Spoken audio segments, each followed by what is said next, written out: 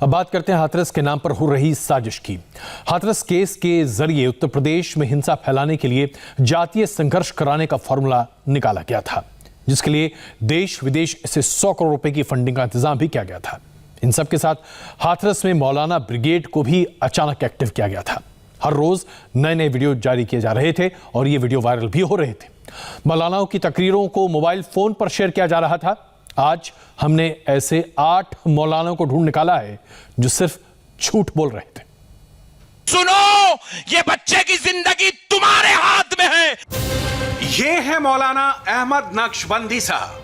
3-4 महीने पहले ये खूब एक्टिव थे, आजकल फिर एक्टिव हैं, बस मुद्दा बदल गया है।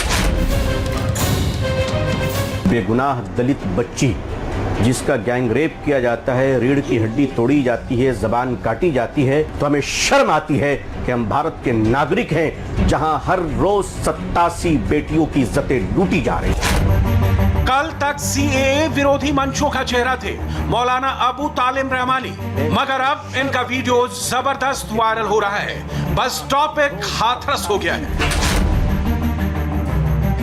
ये नहीं कि दलित की लड़की है तो उसके साथ जबरदस्ती जिना कर दिया जाए, उसकी जबान काट दी जाए और उसकी रीढ़ की हड्डी तोड़ दी जाए। ये कैसे बर्दाश्त किया जाएगा। मौलाना शमीम साहब इस गुट में नए नए जुड़े हैं और इनके पास योगी सरकार के खिलाफ मुद्दा भी नया नया है। मुसलमानों को सोचना है, हिंदुओं को सोचना है, सिख और ईसाइयों को सोचना है। अफसोस है क्या इस मुल्क से इंसाफ खत्म हो गया। मौलाना मुजम्मिल रशादी आजकल सोशल मीडिया पर इनके जबरदस्त चर्चे हैं। हाथरस में ये खुल्लम खुल्ला धर्म का एंगल ले आते हैं। आज हमारे प्रधानमंत्री क्या कर रहे मालूम है? बेटी बचाओ और बेटी पढ़ाओ। डायरेक्टर पर लिखा रहता है बेटी बचाओ बेटी पढ़ाओ। स्कूल पे नारा रहता है बेटी बचाओ बेटी पढ़ाओ। तुम बेटी को बाहर निकालो, बाकी हम तैयार हैं, जो होगा देखा जाएगा।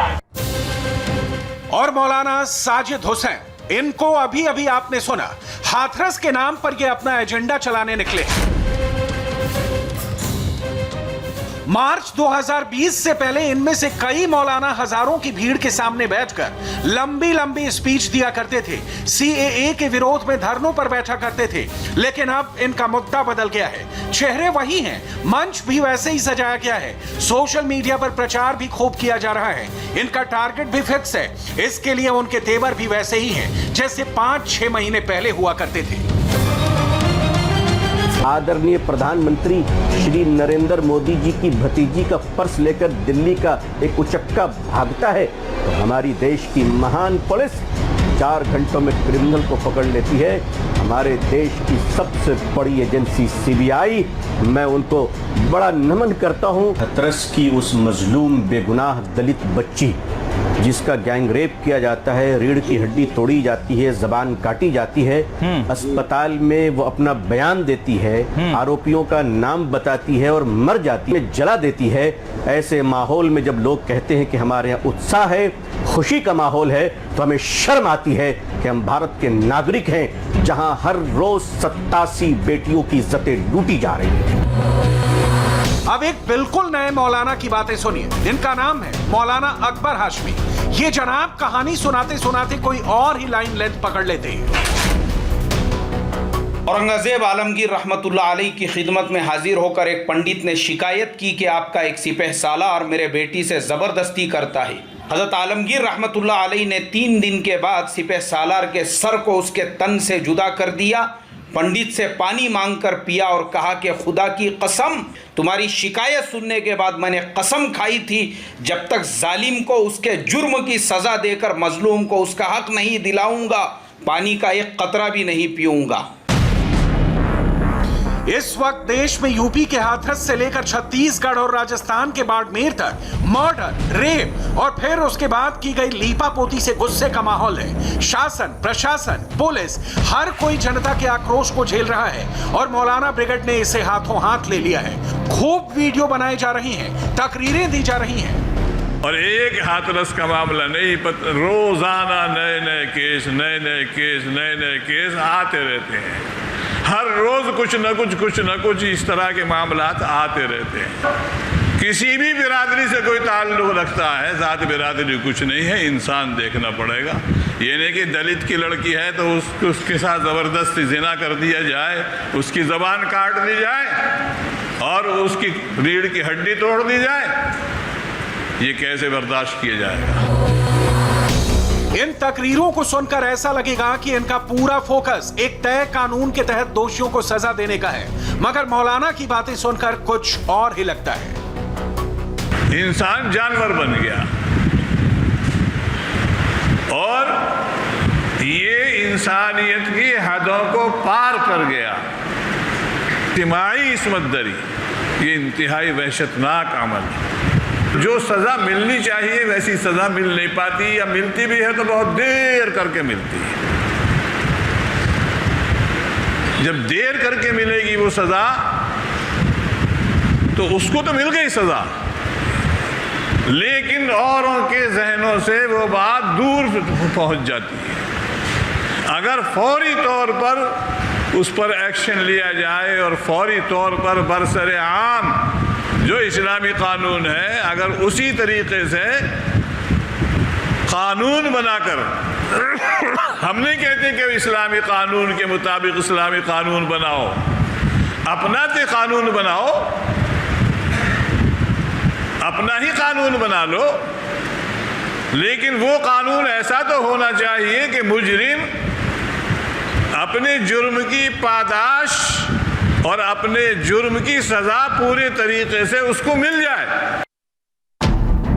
कभी आप सोच सकते हैं कि महिलाओं की सुरक्षा के मुद्दे में भी कुछ मौलाना बलात्कारियों का धर्म देखते हैं, इसमें भी धर्म का एंगल खुलेआम जोड़ देते हैं और उनकी यही बात जबरदस्त तरीके से वायरल करा दी जाती है।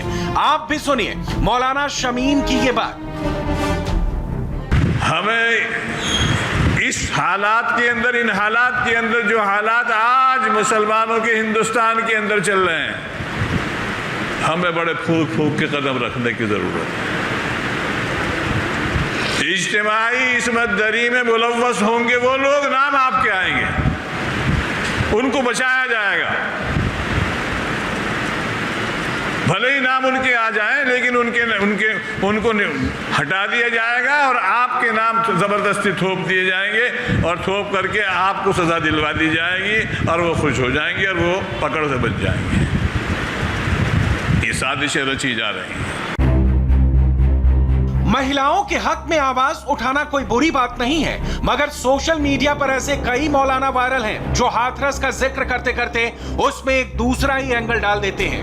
उन्हीं में से एक है मौलाना साजिद हुसैन, जिन्होंने बेटी बचाओ बेटी पढ़ाओ के नारे की एक अलग ही थ्योरी दे दी और इसे भी खूब शेयर किया गया।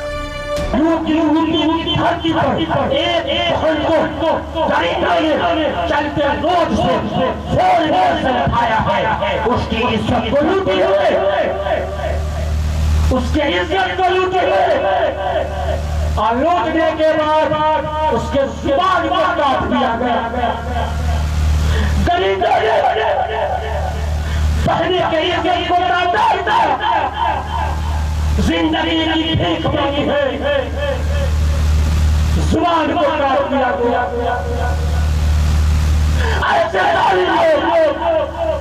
जुबान ही नहीं, फिर दूसरे नंबर पर उसके हड्डी को तोड़ दिया गया और अपने जिंदगी की भीख जहाँ जहाँ नहीं छोड़ा, सबूत को मिटाने के लिए जिंदा जला दिया गया, बल्कि यहाँ जहाँ नहीं छोड़ा गया, बल्कि वहाँ की लोगों ने, वहाँ के जालिमों ने रातों रात जो है उस बहन की चीता को जला दिया गया, तो सबूत को मिटा दिया जाए। दुनिया का कोई प्राइम मिनिस्टर, दुनिया का कोई प्रधानमंत्री, दुनिया का कोई मुख्यमंत्री ने ये नारा नहीं दिया था, बेटी बचाओ बेटी पढ़ाओ का नारा मोहम्मद ने दिया। मौलाना मुजम्मिल रशादी की लाइन लेंथ बिल्कुल अलग ही ट्रैक पर चल रही है और उनके टारगेट पर हैं देश की अदालतें। सोशल मीडिया पर उनके वीडियो के इस हिस्से को हाथों हाथ शेयर किया जा रहा है।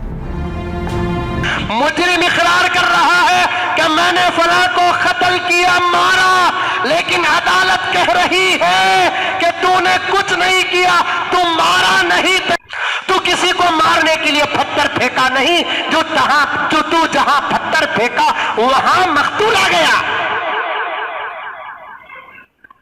मकतूल उसे कहते हैं जिसका कत्ल हुआ, मर्डर हुआ। मुजरिम इकरार कर रहा है कि मैंने किसी का रेप किया, अदालत कह रही है कि नहीं, तो रेप नहीं किया।